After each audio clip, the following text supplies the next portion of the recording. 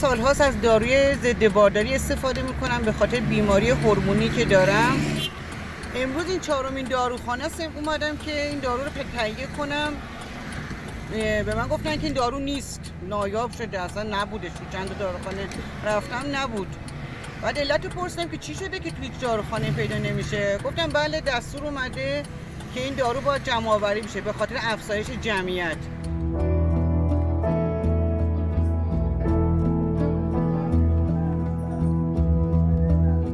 چرا این کارو میکنن؟ چرا میان از توی داروخونه ها وسایل جلوگیری از بارداری رو جمع میکنن که مثلا جمعیتشون زیاد بشه؟ خب مردم میرن نیازاشون رو یه جوری برطرف میکنن، میرن پیدا میکنن. الان ببینید من رفتم مثلا الان اومدن این دوتا رو به من تحویل دادن. این کسایی که بالاخره اینا رو میارن از آنلاین شاپ های خارج از کشور، از نمیدونم قاچاق، از هر جایی میان اینا رو به هر حال به دست مردم میرسونن دیگه. ولی خب من الان از کجا بدونم این کیفیتاش چطوریه؟ من از این تو کشور که درست نشده که من از کجا بدونم مثلا این تاریخ مصرفایی که اینجا نوشته واقعا واقعیه؟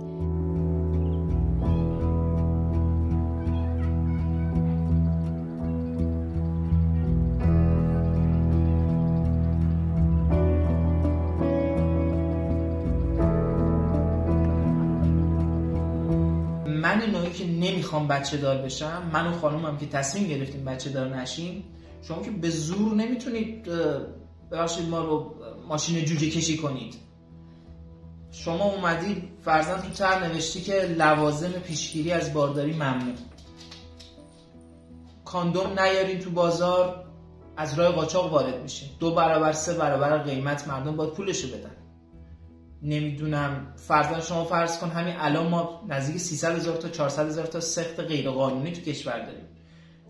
اگه این لوازم نیاد این مورد هم افزایش پیدا میکنه. خیلی از زوجای جوان میرن الان دنبال سخت جنین. حریم خصوصی خیلی مهمه. اگه من خودم بخوام خب بچه دار میشم اگه شرایط اقتصادی اجتماعی جامعه رو طوری ببینم که یه بچه شرایط خوبی داره در آینده، بچه دار میشم. ولی تو نمیتونی به زور بیای بگی که بچه دار بشین فقط به خاطر افزایش جمعیت.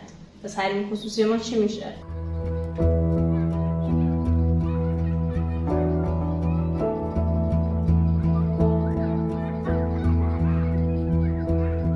ازدواج به هنگام و بدون تأخیر یکی از کارهای لازم و واجب فرزند آوری و تکثیر نسل یکی از اون وظایف مهم و اساسی است که بایستی انجام بگیره.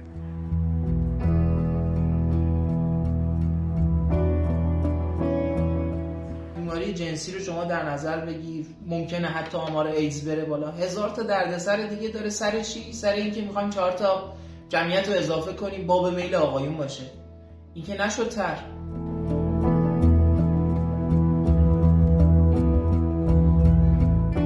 دختر من اومده دیروز به من میگه مامان اینا تو خصوصی ترین مسئله زندگی ما، واسه خصوصی ترین مسئله زندگی ما قانون میذارن. من میخوام از این مملکت برم مامان. به جای اینکه بیاین قانون تصویب کنید که بیاید بچه بیارید، بیاید قانونهایی تصویب کنید که شرایط مملکت بهتر بشه.